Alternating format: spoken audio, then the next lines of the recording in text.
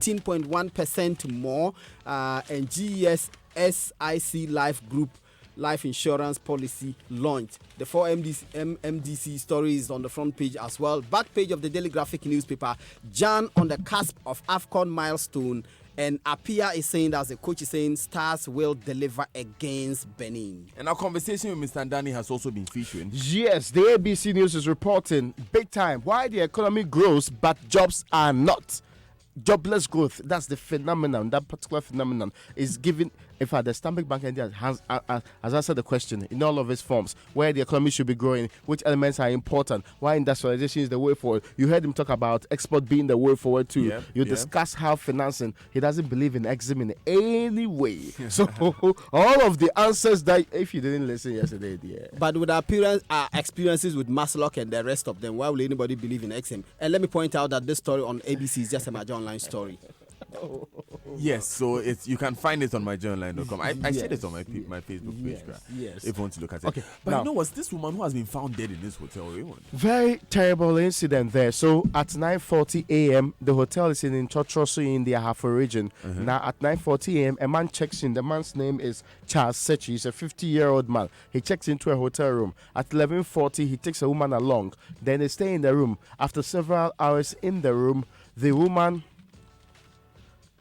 starts shouting, leaves the room, crawling on the floor of the corridor, and the hotel manager is saying that he saw the woman struggling to breathe, complaining about heartache, now started foaming at the mouth and through the nose, and they were trying to get a car to make sure that they take the woman to the hospital.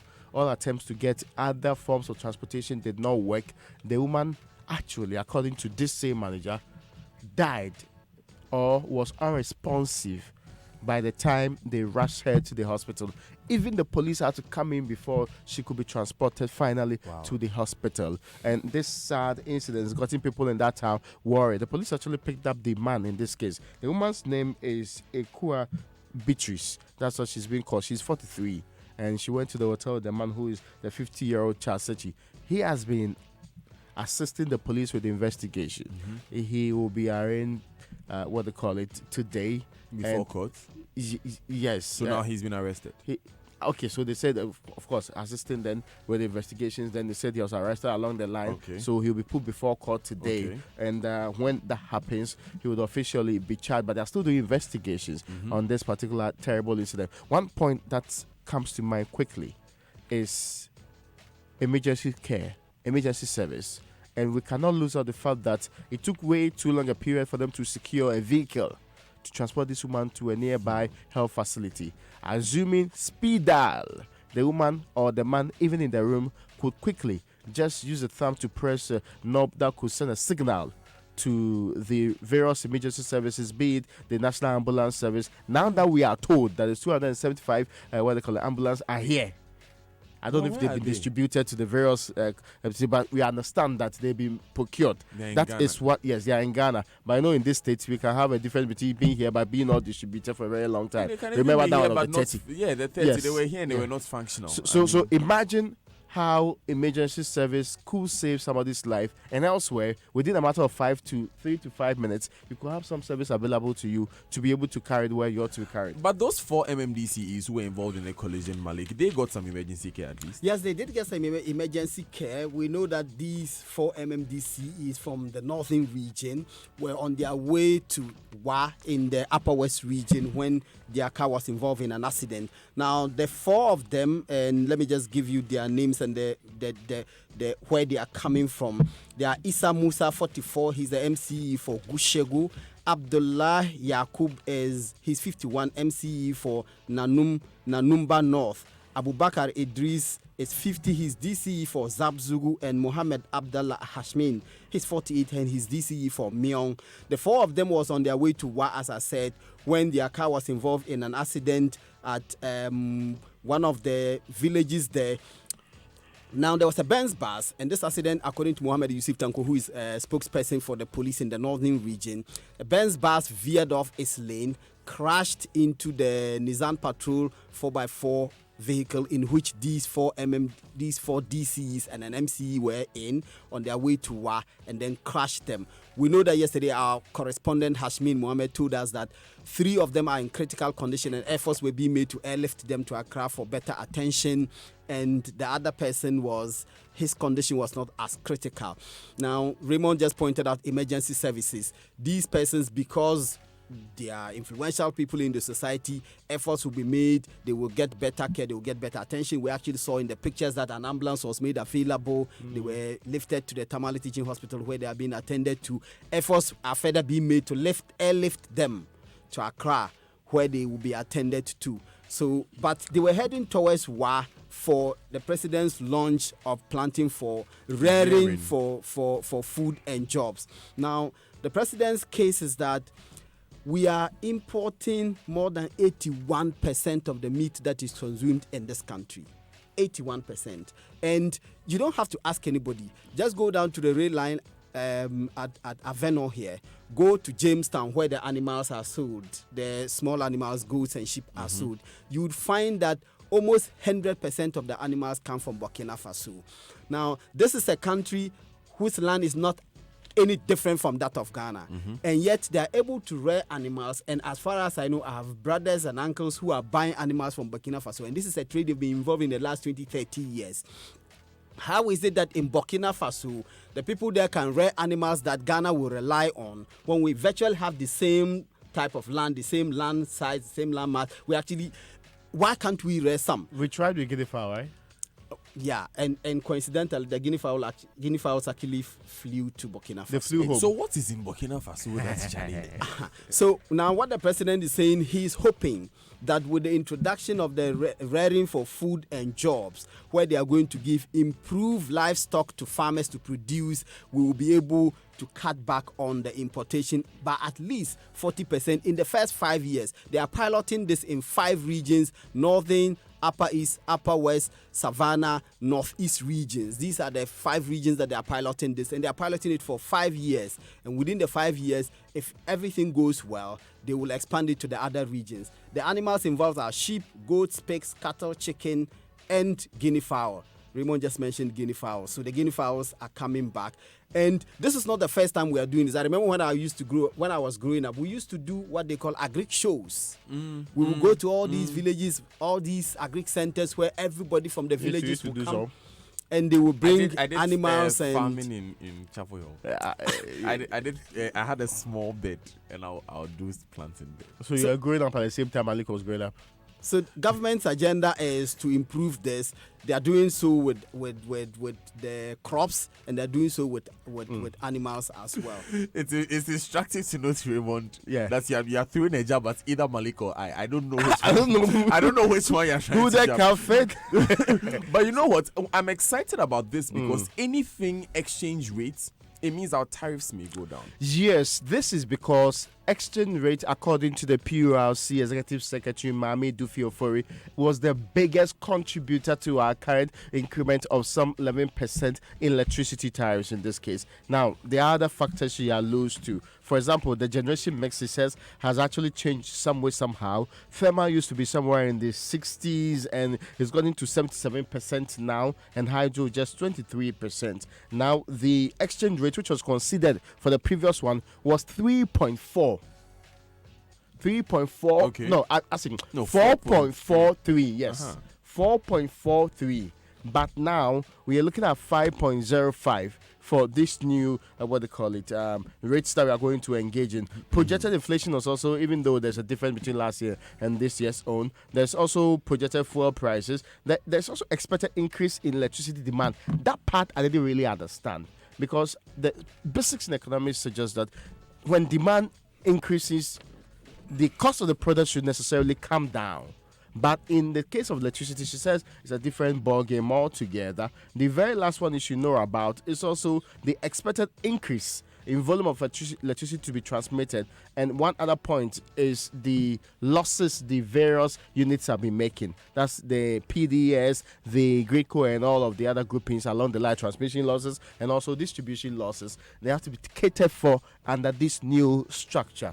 She also made the point that, in the budget, there's some 100 million we are supposed to use to buy gas. She said, as we speak, prior to the setting of the tariffs, it has not been established in any way.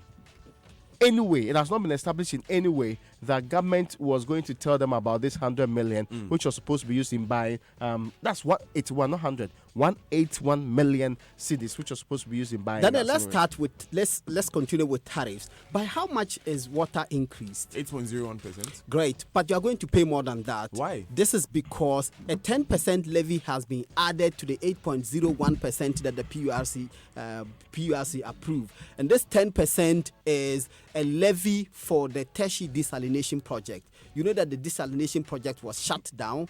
Even though it was shut down, government was paying, or the Ghana Water Company was paying 1.4 million Ghana cedis every month as capacity charge fees to the company that set up the desalination project. And we know that this was a build, operate, and transfer project. They built it. We are going to be paying this amount of money until after 25 years when it will be handed over to the Ghana Water Company. Now, because the Ghana Water Company was unable to bear the huge cost, they shut it down. But they are reopening it, and reopening it means they have to find the money to pay. It is not generating enough to be able to pay for the 1.4 million cedis that the Ghana Water Company is supposed to pay them. And I remember last year or the year before when this matter became topical discussion, the Deputy Minister Samson Ahi at the time explained that when the project was being instituted, the idea was to lay pipes from Teshi to Tema so that the water will be pumped to Tema for industrial use. In that case, it would have been able to generate enough funding to pay for the cost. But that is not happening, and once that is not happening, the Ghana Water Company has to find a way of raising the money to pay. Therefore, they have levied 10% in addition to the 8.01% that PURC has approved. But in fact, the Ghana Water Company, according to my sources, actually asked for a 57% increase in the tariff. And but Malik, admittedly, that is normal. The utility companies always ask for more than they are given. And the reason the utility companies, the reason they were asking for the 57 is that over the period, each time they ask for an increase, the PURC does not grant them what they ask for. It's a negotiation. And usually they do their calculations, and on the basis of the calculation, they want to know whether they can pay their costs, they can recover costs, they can pay their suppliers, they can pay all the costs that are associated with the production of and distribution of water before they set the tariff limit. But because consistently the regulator has not granted them what they ask for, even the 57% was they attempted to tame it down a bit so that it doesn't become too high. But nonetheless, they got far less than what they asked for. Okay, now, yes, and talking about water, right? They should just roam the towns. They should go to Dome, they should go to Mile 7. There are places that, as I speak right now, there are bus pipes that are discharging water, clean water, that could be of good use. There's one I think that they have no justification at all. Let's help Ghana Water, okay? So I'm giving them Dome. I'm giving them Mile 7. In fact, Mile 7, they should go to H7, what they call it, Numo Interest Street. If they go to that street, they will find that particular bus pipe. I don't remember the street's name, but in North Kaneshie, when you come down from Dumont, anyone who knows North Kaneshie knows the junction of Dumont, the water is just spraying. My source said that 48% of the water produced by Ghana Water Company doesn't get to homes, but this 48% is charged to you, and this is what they call non-revenue water.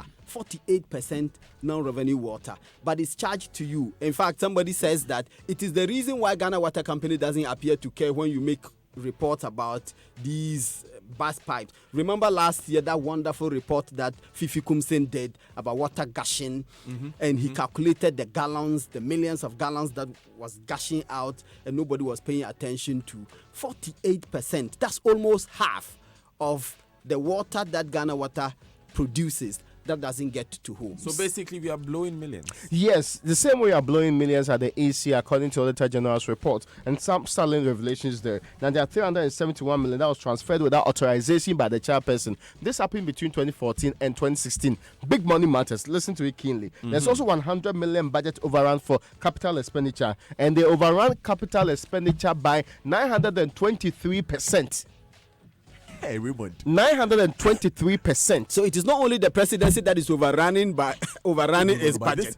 This is a 900%. Yes, 23%. Hey, that means 9 times. Yes. What they said they are giving 10 million. What did they use it for? Okay, it's not actually stated in here in the reports, but basically they actually decided to prop up some offices, and one interesting part is that some 4.1 million that was spent on their new head office has not been occupied. It's part of the capital expenditure that they decided to put up in this particular case. So the head office has not been occupied. Yes. My question is, how did they are planning to go and release? occupy? How did they get the release of the funds? Because AC can threaten, you know that, right? AC can say that elections coming and all of that. So this happened between 2014 and 2016. And there's a point. 10.4 billion was supposed to be paid as taxes. It was never paid. 10.4 billion to GRA. Okay, 10.4 billion to the contractors was supposed to be paid as taxes. Taxes, yes, but it was never paid. Because our democracy is all about elections. Yeah. So when Mental Health Authority asks for money, they'll give them 330,000 instead of 14 million. But with the Electoral Commission, they'll give them 9 or 10 times more than what they ask for. Because the democracy in Ghana, Manik, is elections. Anyway, online news review is brought to you by Zenith Bank in your best interest and Goil Good Energy. Now make your day productive by relying on quality fuel from Goil, your 3-time CIMG Petroleum Company of the Year. Goil Super XP and Diesel XP are activated to enhance strong engine performance and prolong the lifespan of your vehicle. Above all, you are guaranteed extra quality with our fuel analyzer from our mobile laboratory van.